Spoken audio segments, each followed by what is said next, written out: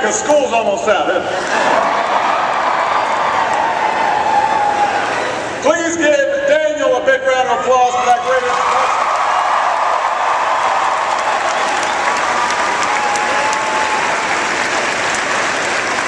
I just saw Daniel over at the sink. I bought some pizza, and I heard a rumor that Robert Redford used to work there. So that's just a sign. Always be nice to your server, because you never know where they'll end up. I will say that I was shaking hands with folks outside, and a young woman, she got very excited and spilled yogurt on me.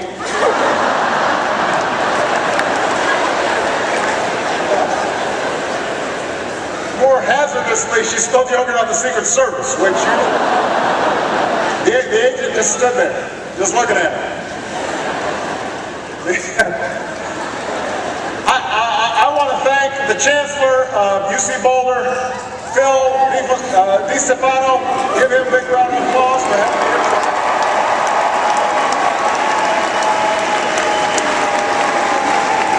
We've got the Lieutenant Governor of Colorado, Joe Garcia, in the house.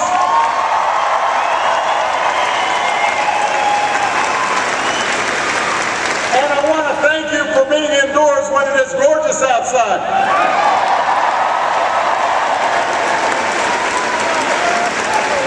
Now, I just come from the University of North Carolina at Chapel Hill.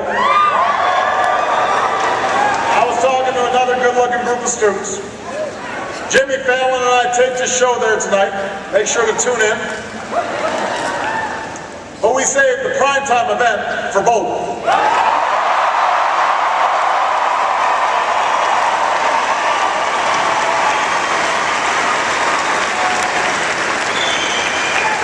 And I've come here to talk to you about what most of you are focused on every day, at least you're supposed to be, and that is study and college. Look, college isn't just the best investment you can make in your future. It is the best investment that you can make in your country's future. I believe that.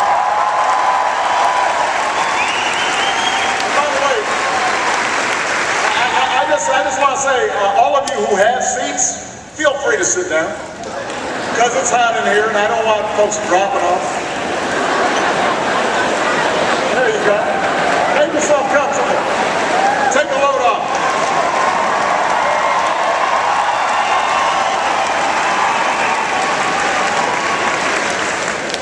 So I'm proud of all of you for doing what it takes to make this investment in a college education, because it has never been more important.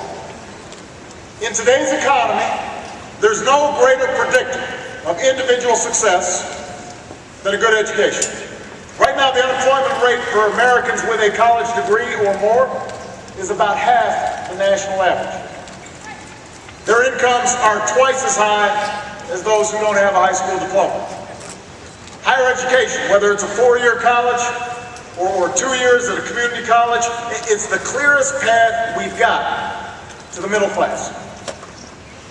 Now, I know that those of you who are about to graduate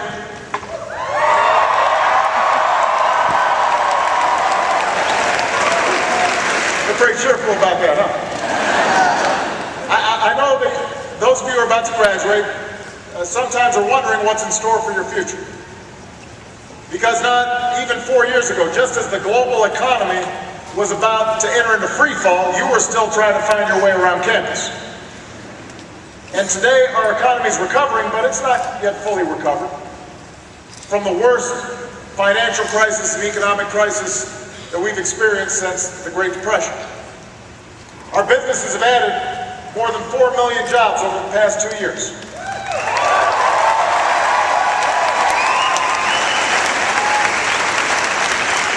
But there's still too many Americans who are out there looking for a job and trying to figure out how to pay the bills and cover the mortgage. There are too many folks who still lack the basic security that has always been at the heart of the American promise, but has been slipping away for more than a decade now, even before the recession hit. But here's the thing. I want all of you to know that the degree you earn from Colorado is going to be the best tool that you've got to achieve the American promise.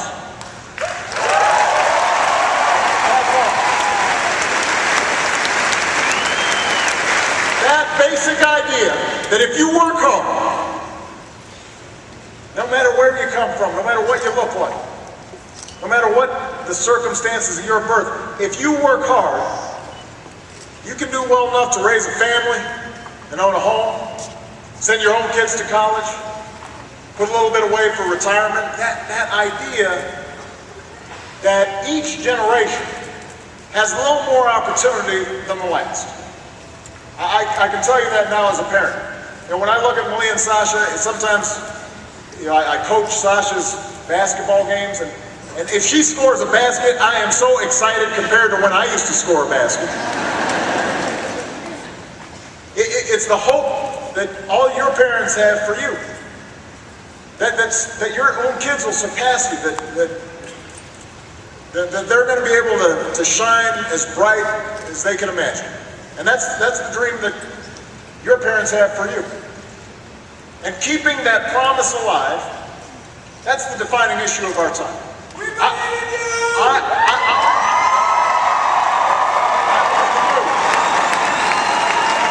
I believe in you.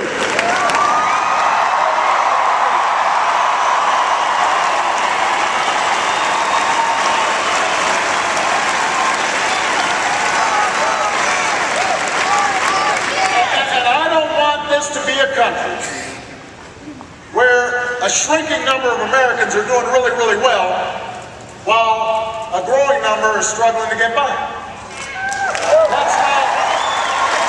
That's not the future I want for you. That's not the future I want for my daughters. I want this forever to be a country where everybody gets a fair shot, everybody's doing their fair share, everybody plays by the same set of rules.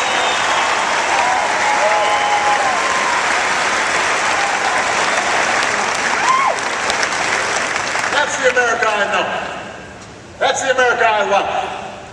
It's a big and bold and generous America. It's not a cramped America.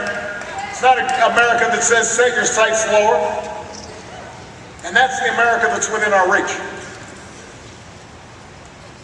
I think back sometimes to my own circumstances. My grandfather had the chance to go to college because this country decided that every returning veteran of World War II should be able to go to school.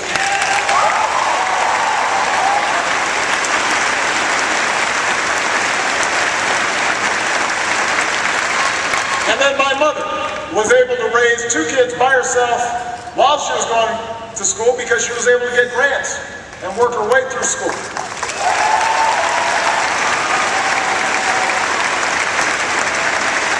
And then I'm only standing here today.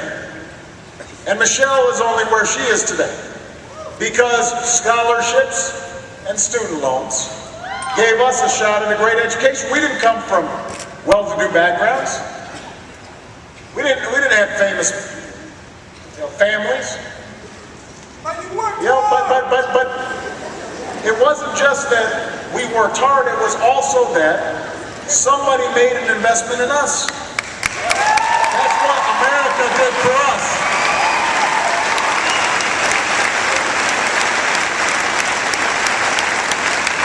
This country's always made a commitment to put a good education within the reach of everybody. Everybody who's willing to work for it, we've said, you know what? You've got a shot. That's what makes us special. That's what makes us exceptional. That's what kept us at the forefront of business and science and technology and medicine. And that's the commitment that we've got to reaffirm today. That's what we believe in.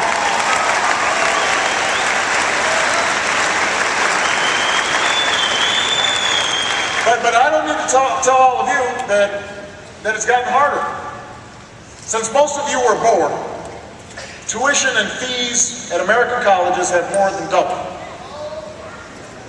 And that forces students like you to take out more loans and rack up more debt. The average student who borrows to pay for college now graduates about $25,000 in student loan debt.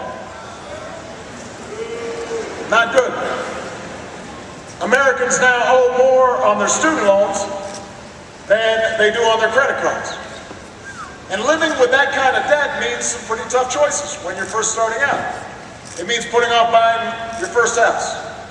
Or it means maybe you can't start up that business right away that you've got this great idea for. When I was over at the sink, I was talking to 3 business majors, and they all have these business ideas, but it's tougher if you've got all this loan that you're already thinking about the minute you get out of school.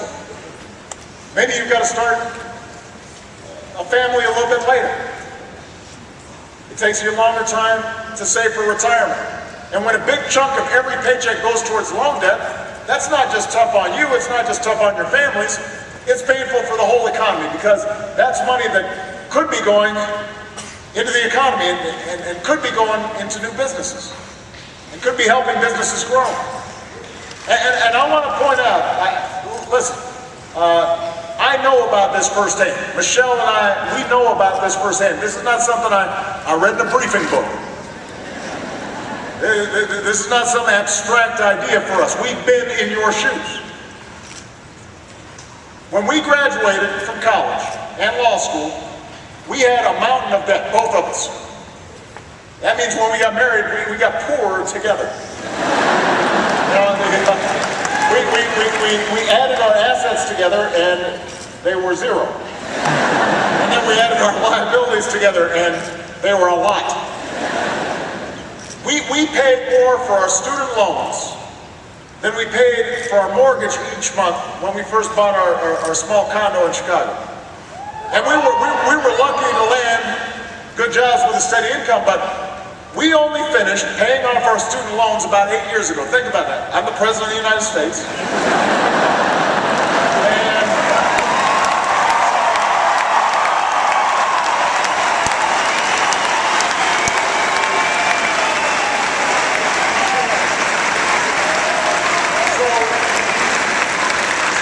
So here I am, and we were writing those checks every month. You know? And that wasn't easy, especially when we had Malia and Sasha, because at that point we're supposed to be saving for their college educations. And we're still paying off on our college educations. So I've been in your shoes. I know what I'm talking about here. It's not something that I just read about. So we got to make college more affordable for you.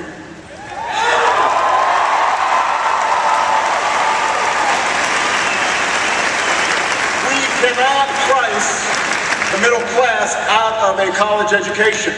When most new jobs in America require more than a high school diploma,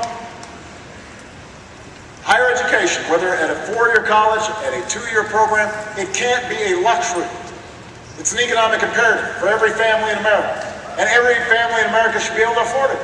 As long as those young people are willing to put in the work, as long as you're willing to study hard and take advantage of this opportunity, then we've got to make sure it's there for you. So,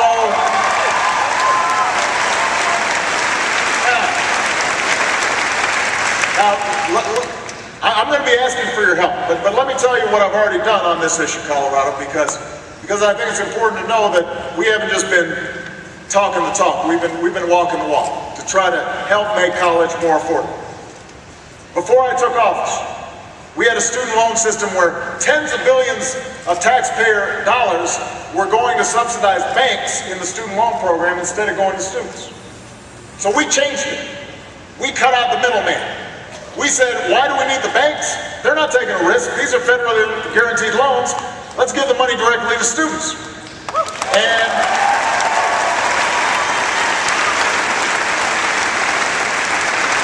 I have to tell you, there were folks in Washington who fought us tooth and nail because they wanted to protect the status quo. One of them, when they heard that we wanted to take this business away from the banks, they said, this is an outrage. But the real outrage was letting these banks keep these subsidies while students were working 2 or 3 jobs just to try to pay tuition. So we kept at it, and we won that fight. And today that money is going directly to where it should have been going in the first place, and that's helping millions of young people afford a college education.